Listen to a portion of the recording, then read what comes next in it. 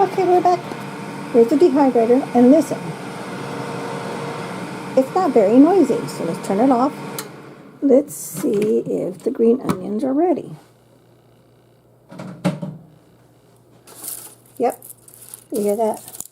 Oh, there's a couple coming out. It's kind of rain today, so it may take longer, so I'm going to have to, when it's humid outside, it takes longer for you to dehydrate.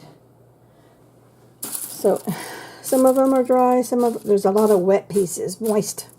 So we're going to let this cook some more. So let's bring you back when we're ready to the next phase.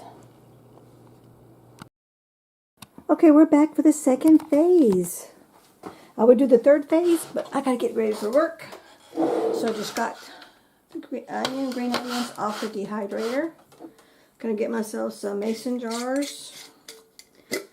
I'm just doing these right now so they stay air dry because it's gonna rain today.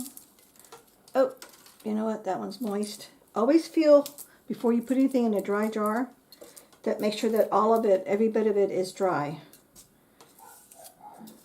This is a little time consuming, but you're going to save yourself a lot of time because any moisture whatsoever on one little piece of food, vegetable, it's going to rehydrate everything else and then it's going to mold. Then you just ruin everything you just did.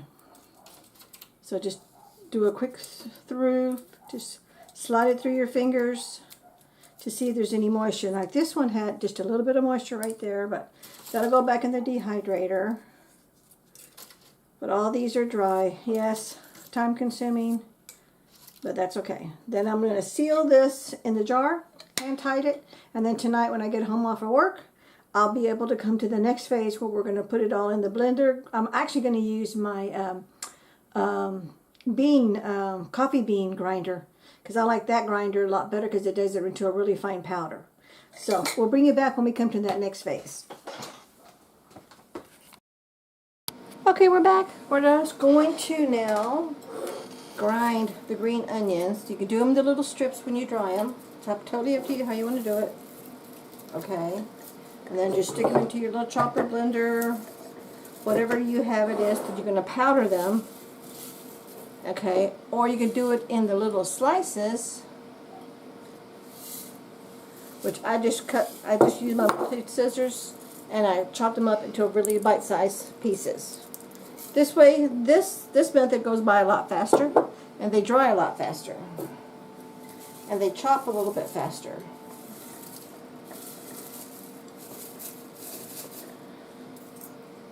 And because this is already dry, you should be able to add a whole bunch of dry ingredients to your blender, chopper, whatever it is that you have.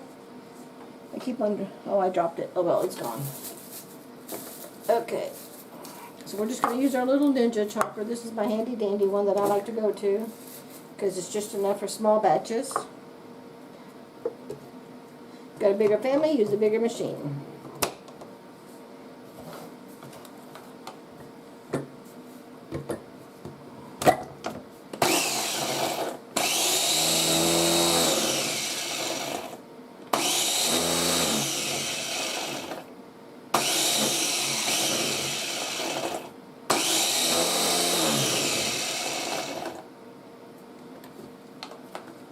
Now I'm going to transfer this that I just chopped into my coffee grinder because I want an extra, extra fine powder. So I'm just using a regular, just plain old coffee grinder, whatever it is that you have. And most of these come with the little brushes. This one's got the little scooper and a brush. I forget which one it came, one of these tools came with it. I forget which one.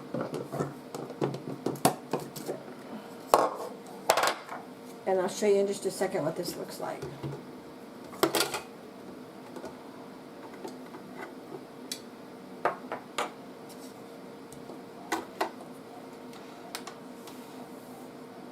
Make sure you start off with a clean table.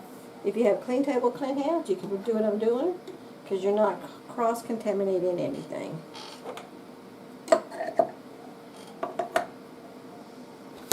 Whoops.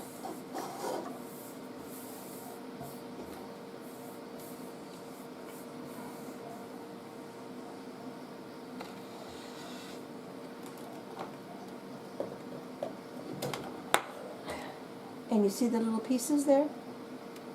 So they're a lot smaller. Put that back in. Put on my lid.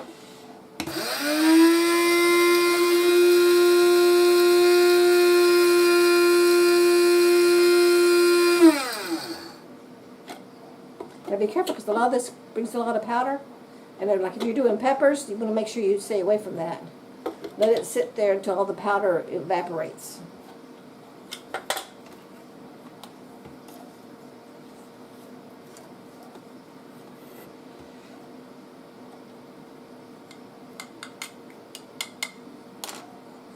And you just created powder.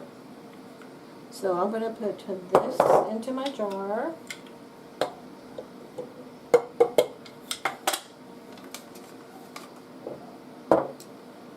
I'm going to use my little scraper to get all that out of there.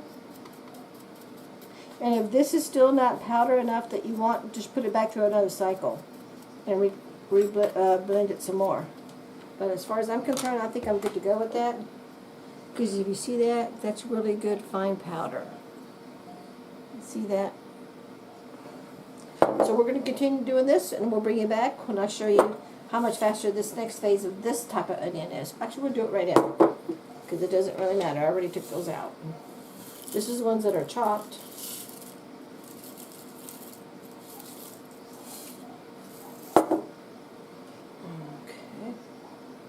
Where's my tube? Oh, there it is. I'm just going to do this in the coffee blender. I'm not even going to bother doing the chopper.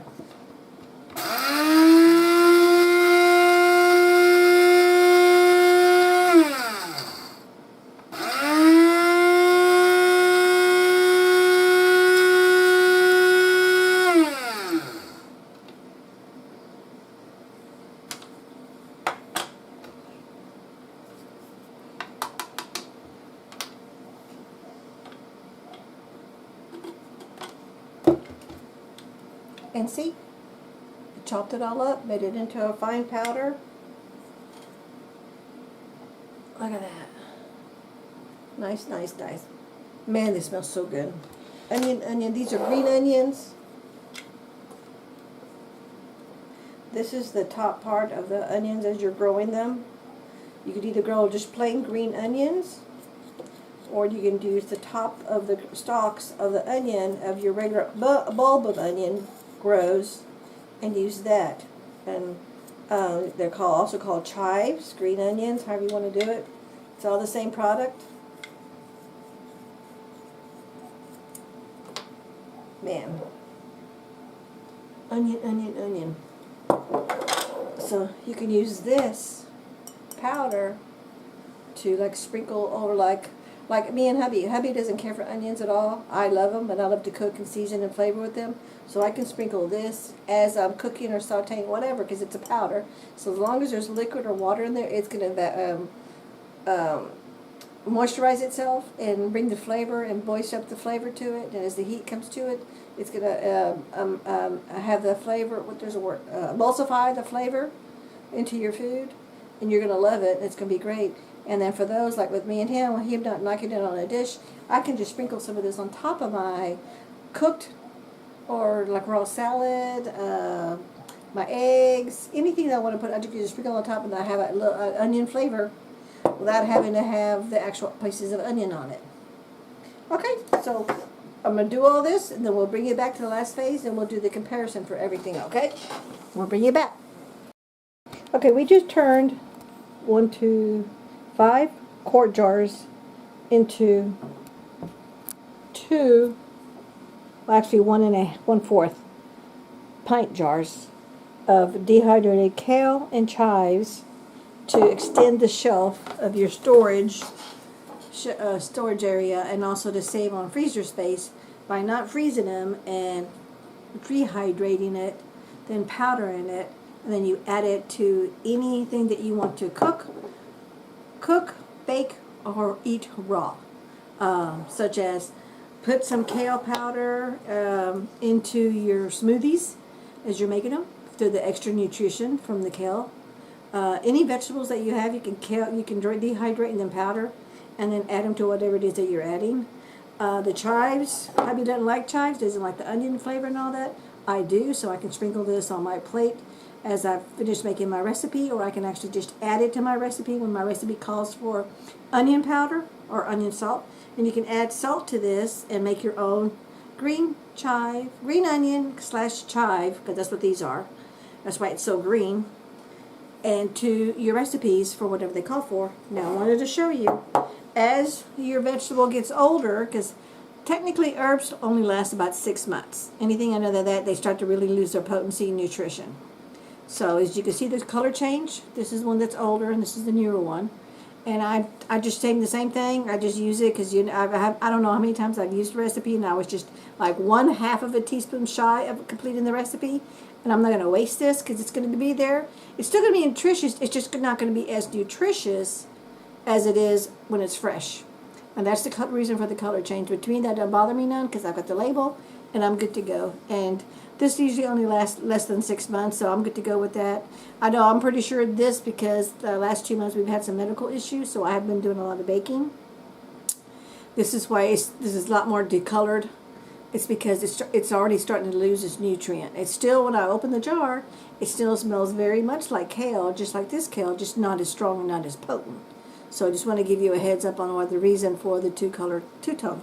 So this is my way of doing a regular blender and or your coffee blender, coffee grinder, whatever it is that you have, and turning your dehydrated products into powdered products to still use in nutrition.